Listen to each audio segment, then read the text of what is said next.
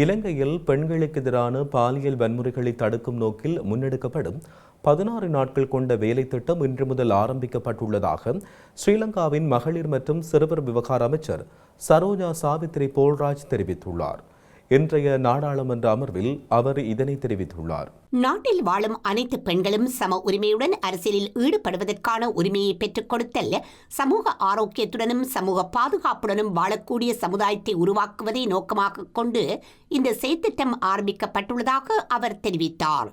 மேலும் பெண்களை இழிவுபடுத்துதல், அவதூறுகளை எழுப்புதல், அவமானமிக்க பேச்சுகளுக்கு வழிவகுத்தல் போன்ற விடயங்களை கருத்தில் கொண்டு அவற்றிலிருந்து பெண்களை பாதுகாக்கும் நோக்கில் இந்த திட்டம் முன்னெடுக்கப்பட உள்ளதாகவும் அவர் குறிப்பிட்டார். அத்தோடு இந்த செயற்திட்டத்தின் முதற்கட்டமாக சமூகத்தில் பாலியல் வன்முறைகளுக்கு முகம் கொடுக்கும் பெண்கள் முறைப்பாடு அளிக்க 3 அவசர சேவை தொலைபேசி இலக்கங்களை அறிமுகப்படுத்தியுள்ளதாகவும் அமைச்சர் இதன்போது தெரிவித்தார்.